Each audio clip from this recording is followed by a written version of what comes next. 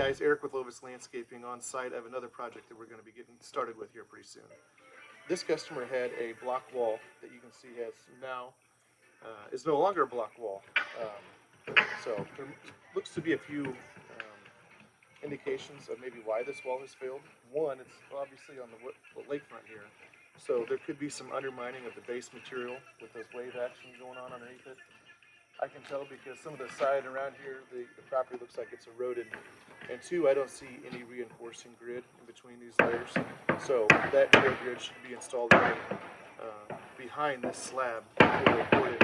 And that gives a little strength. So in case this wall wants to fall out, it has the weight of that grid and the material that's on top of it to keep it from falling. So we're going to come in here. We're going to actually eliminate this wall altogether. We're going to get rid of this slab. And then rebuild this wall here, and we're just going to slope this area out and dig out some of the vegetation that's going on here. So that way it's a little deeper.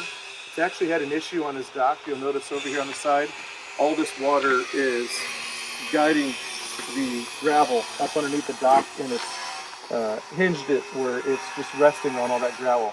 So we'll dig all that out of there. So that way it'll be good for years to come. So this is just one of those projects that we're working on, and we'll post you some updates here pretty soon.